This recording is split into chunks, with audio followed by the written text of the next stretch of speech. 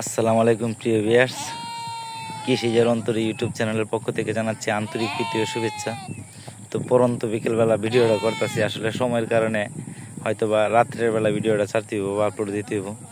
তো দেখেন ভেড়াগুলা মানে কীরকম আছে, কি হাল অবস্থা, দেখেন বাচ্চার কোয়ালিটি কীরকম। তো একটা বিষয় আমি বলি, মানে আমি ভেড়া পালি বিদায় বলবো যে শুধু ভেড়াই পালবেন এইরকম কোনো কথা না।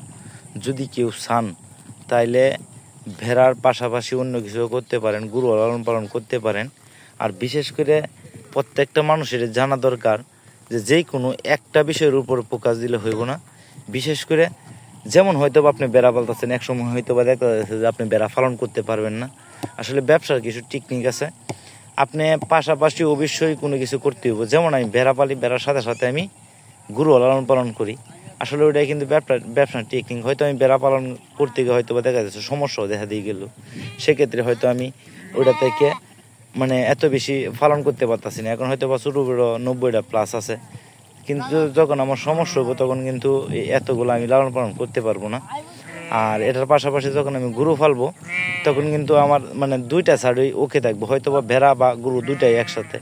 যেমন মনে করেন আপনি কোনো ব্যবসা করেন, যেই কোনো ব্যবসা করেন, যেমন সাপোজ আমি বেড়া পালন করি, হয়তো বা বেড়া থেকে আমি বছরে মনে করেন যে 1 লাখ টাকা ইনকাম করি, মনে করেন 1 লাখ টাকা ইনকাম করি।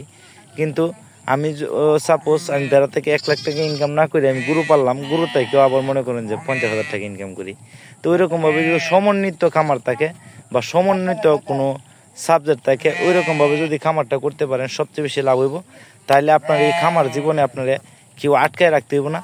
আর তার চাইতে বড় কথা হইল আপনি যে ভেড়ার কামারি করবেন এরকমভাবে আমি সাজেস্ট করি না। বিশেষ করে একটা বিষয় মাথায় রাখবেন, আপনি যেটাই করেন, যেটা আপনি পারফেক্ট এটা দিয়ে শুরু করবেন। প্রথম অবস্থায় মনে করেন আপনি ব্যবসা দিয়া পারফেক্ট মানে আপনি ভালো ব্যবসা করতেছেন বা ভালো চাকরি করতেছেন, চেষ্টা করবেন যে চাকরির পাশাপাশি বা ব্যবসার পাশাপাশি এই ভেড়াগুলো লালন পালন করতে। একবার যে কোনো কিছু ছাইরা পরে দিয়ে একটার মধ্যে যুগবেন তাহলে ভাই এটা ভুল। আসলে মানে সব জায়গায় তো একরকম সুযোগ সুবিধা হয় না, আর সব জায়গায় একরকম মানে মার্কেটিংও হয় না। যার কারণে চেষ্টা করবেন যদি আপনার কাছে ভালো লাগে তাহলে আস্তে আস্তে বেড়ার কামারটা বড় করবেন। প্রথম অবস্থায় শুরুটা অবশ্যই 5টা থেকে 10টা দিয়ে শুরু করবেন। যখন আপনার অভিজ্ঞতা হয়ে যাবে তখন কিন্তু আস্তে আস্তে কামারটা আগায় নেবেন। আর সবচাইতে ভালো হয় যেটা আপনি সবচেয়ে বেশি ভালো বুঝেন। যেমন অনেকে হয়তো বা ছাগল ফলানোর জন্য, ছাগল ফালার জন্য পারফেক্ট, সে হয়তো ভাবতেছে ছাগল আমি লালন পালন করতাম না, আমি বেড়া পালন করব। সেক্ষেত্রে হয়তো বা আপনি চাইলে অবশ্যই সাথে 4টা বা 5টা বেড়া দিয়ে শুরু করতে পারেন। যখন দেখবেন যে ছাগলের চাইতে বেড়ার সুবিধা বেশি বা সুযোগ সুবিধা বেশি বা ফায়দা বেশি, তখন অবশ্যই আপনি ছাগলের সাবজেক্টটা বাদ দিয়ে বেড়া নিলেন। আবার ভেড়া লালন পালন করতেছেন, সাথে আবার আপনি চাইলে গরু লালন পালন করতে পারেন। আবার পাশাপাশি আপনি যদি মনে করেন চাকরি করেন তাহলে একটা ছোট্ট ফুলাফান বা ছোট্ট আপনার অভিভাবক আছে, মানে অন্য কেউ দিয়ে করাইতে পারেন। তো কত লেগে একবারে কোনো কিছু বাদ দিয়া একবারে এটার মাঝে ঝুঁকেন না, তাহলে ভাই লসের সম্মুখীন হওয়ার সম্ভাবনা আছে।